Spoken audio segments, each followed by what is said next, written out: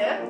Tai dabar darom labai trumpą reportažą iš išplėstinio tarybos ir pirmijos posėdžio. Čia dabar visi labai dirba ir mūsų labai jau kviečia atgal po kavos pertraukėlės. Dabar gali pamojuoti sesė Justė ir Stautingo pavaduotoja ir sesė Aistė. Ir dabar einam kartu su manim.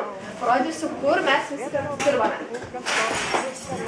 Kaip čia pas mus viskas vyksta ir kaip čia daug žmonių, tai mes dabar labai tyliai čia einam ir pasižiūrim.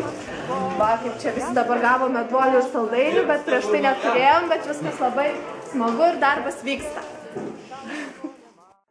Labas, Tomai. Ar skanus pietus buvo?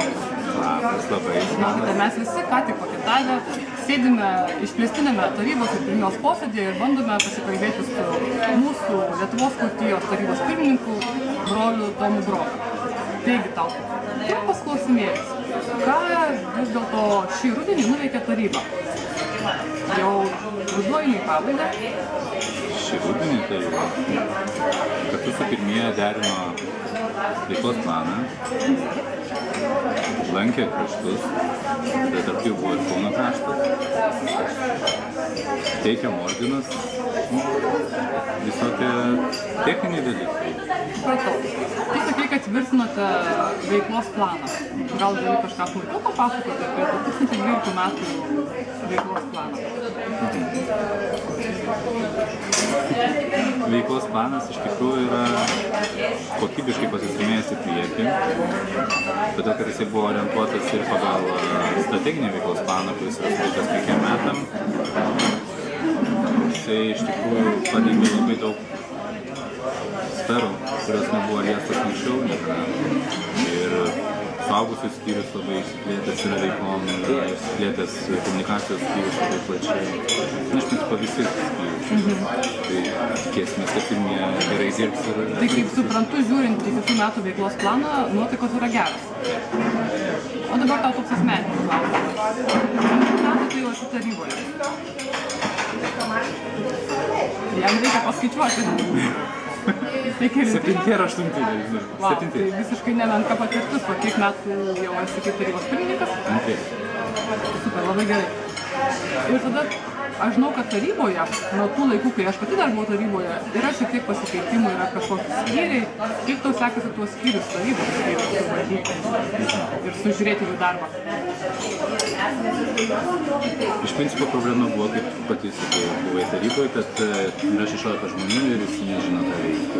Tai tam, kad taip nebūtų, padarėme komitetus, tai yra išorės komitetas, kuris atstovaujamas toks, yra atstovauja mūsų organizacijos įvairiuose renginiuose, žiūri užsienio reikalų gairės, tada yra vidaus skyrius, kuris žiūri dokumentaciją, visus nuostatus, įstatus ir taip toliau pakeitimus. Ir yra strateginis komitetas, kuris žiūri veiklos planus, visokias strategijas, tiek finansinį, tiek veiklos, teikia rekomendacijos. Tad kaip sekasi suvaldyti, tai yra 3 žmonės, su kuriais man yra lengva. Tu jau tiek metų toj taryboje. Pasakyk, kas žmonės traukia į tarybą, nes tai iš tiesų yra atsakingas pareigas, būti tarybos nariai. Iš patirties galiu pasakyti, netraukia žmonių į tarybą, nes iš 8.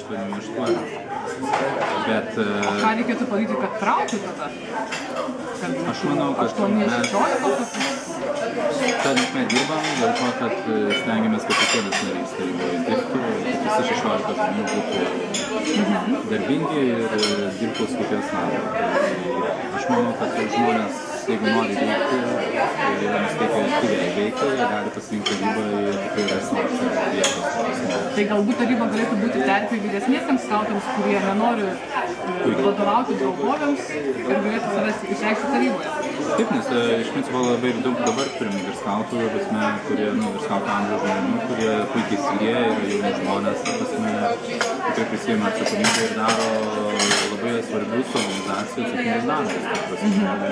Aš manau, kad ne vienas yra atėjęs ir pasakęs, kad net neįsivaizduoju, kad mes tokius klausimus sprendžiam giliai ir viešinčius visą organizaciją. Jie susipažįsta, tampa tikrai sąmoningesni. Čia iš tikrųjų taryba yra lyderių pagrindas. Aš manau, vyresnieji skautai tai yra puikia proga jums patiems paaugti ir būti naudingiems organizacijai. būtent ateiti į tarybą. Ir Toma, tada tau paskutinis klausimas. Tu turbūt skaitai skautatinklį ir matei, kažkada pasirodė skelbimukas, kad šiais metais kiekvienas skautijos narys daro kalėdinius sveikinimus ir galbūt tavo kalėdinį sveikinimą gaus vilkas iš kokio nors Telšių krašto. O tu galbūt gausi iš Alytaus krašto vyresniosios skautės irgi sveikinimą. Ar tokį sveikinimą padarai? Dar ne. Kada padarysi? Ir ar padarysi?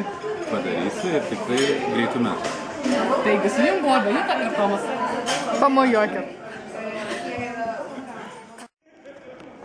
Labas, Utelė, manęs laukia. Labas, Benita, taip.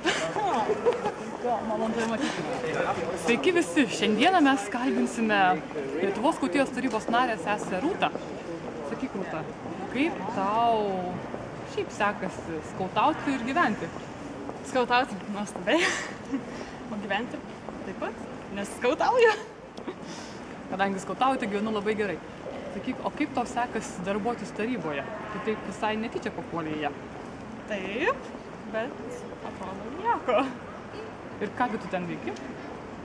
Priiminėjom kartu su kitais tarybiečiais sprendimus. Pavyzdžiui, dėl pirmijos darbo veiklos. Rūta kontroliuoja tai, ką darau aš.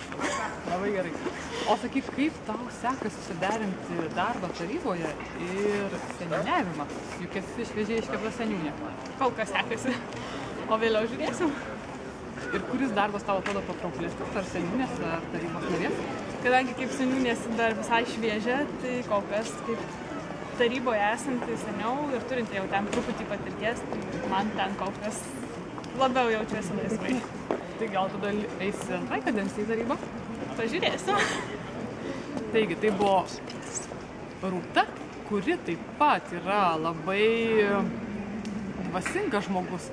Tai Rūtelė, sakyk, kokios tau pagrindinės skautiškos vertybės yra svarbiausias? Labai aišku, manau, mūsų šūkis pasako, kad Dievui tėvynė artima, o Dievas yra pirmoje vietoje. Taigi, pagrindinė vertybė yra tikėti ir laikytis skautiško šūkio. Taip. Taigi, čia buvo sesė Benita ir Rūta. Paskui aš irgi palaikinu. Jau galit pradėti. Viskas skaičiuoja. Aš Tai tave mes myliu. galime tipo, ne? Taip. Ji mane myli. Gerai, sveika, Eglutė. Sveika, Benita. Man šitas pastatas jau tapęs beveik antrais namais.